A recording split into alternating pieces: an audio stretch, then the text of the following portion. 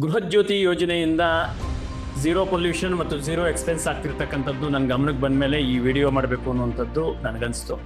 ನನಗೆ ಮೊನ್ನೆ ನಮ್ಮ ಡಿ ಸಾಲುಂಡಿಯ ರೈತ, ನನ್ನ ಸುದೀರ್ಘಕಾಲಿಕವಾದಂಥ ಆತ್ಮೀಯವಾಗಿರ್ತಕ್ಕಂಥ ಸಿದ್ದರಾಮ ಅವರು ನನ್ನ ಆಫೀಸ್ಗೆ ಬಂದಂಥ ಸನ್ನಿವೇಶದಲ್ಲಿ ನಾನು ಕಚೇರಿಗೆ ಎಂಟ್ರಾಗ್ತಾ ಇದ್ದೆ. ಎಲೆಕ್ಟ್ರಿಕಲ್ ಸ್ಕೂಟ್ರಲ್ಲಿ ಬಂದು ನಿಲ್ಲಿಸಿದ್ರು.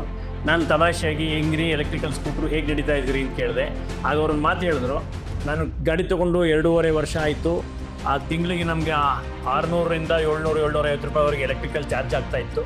ಗೃಹಜ್ಯೋತಿ ಬಂದ ಮೇಲೆ ಅದು 200 ಯೂನಿಟ್ವರೆಗೆ ಉಚಿತವಾಗಿರೋದ್ರಿಂದ ಆ ಎಕ್ಸ್ಪೆಂಡಿಚರು ನನಗೆ ಆಗ್ತಾಯಿಲ್ಲ.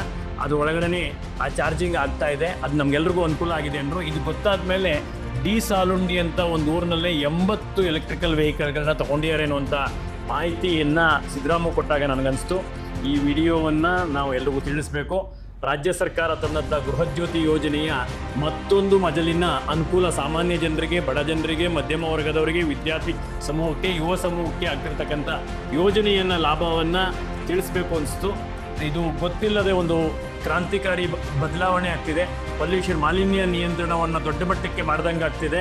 ಎರಡನೇದು, ಯಾವುದೇ ವ್ಯಕ್ತಿ 10 ರೂಪಾಯಿ ಖರ್ಚಿಲ್ಲದೆ ಪೆಟ್ರೋಲ್ ಹಾಕ್ಸ್ಬೇಕು, ಡೀಸೆಲ್ ಹಾಕ್ಸ್ಬೇಕು ಅನ್ನೋದು ಇಲ್ಲದೆ ಸರ್ಕಾರಿ ಯೋಜನೆಯಾದಂಥ ಗೃಹಜ್ಯೋತಿಯ ಮುಖಾಂತರ ಎಲ್ಲರ ಮನೆಯ ಗಾಡಿಗಳು, ದ್ವಿಚಕ್ರ ವಾಹನಗಳು, ಎಲೆಕ್ಟ್ರಿಕ್ ವಾಹನಗಳು ಓಡಾಡ್ತಾ ಇರ್ತಕ್ಕಂಥ ಸಂತೋಷದ ವಿಚಾರ ನಂಗೆ ಗೊತ್ತಾದಾಗ ಇದು ಹಂಚ್ಕೋತಾ ಇದ್ದೀನಿ. ಇದರ ಕ್ರೆಡಿಟ್ಟು ಮತ್ತು ಇದಕ್ಕೆ ಧನ್ಯವಾದ ಹೇಳಬೇಕಾದ್ದು ಕೂಡ ನಮಗೆಲ್ರಿಗೂ ಜವಾಬ್ದಾರಿ ಇದೆ. ಇದು ಸನ್ಮಾನ್ಯ ಸಿದ್ದರಾಮಯ್ಯನವರ, ಸನ್ಮಾನ್ಯ ಡಿ ಕೆ ಶಿವಕುಮಾರ್ ಅವರ ನೇತೃತ್ವದ ಕಾಂಗ್ರೆಸ್ ಸರ್ಕಾರದ ಗೃಹಜ್ಯೋತಿ ಯೋಜನೆಯ ಲಾಭ ಸರ್ವರಿಗೂ ಸಲ್ತಿರ್ತಕ್ಕಂಥ ಸನ್ನಿವೇಶದಲ್ಲಿ ಸರ್ಕಾರಕ್ಕೆ ಧನ್ಯವಾದ ಹೇಳ್ತಾ ಈ ಒಂದು ಮೆಚ್ಚುಗೆಯ ಕ್ರಮವನ್ನು ನಾವೆಲ್ಲರೂ ಅಭಿನಂದಿಸ್ತಾ ಇದ್ದೀವಿ.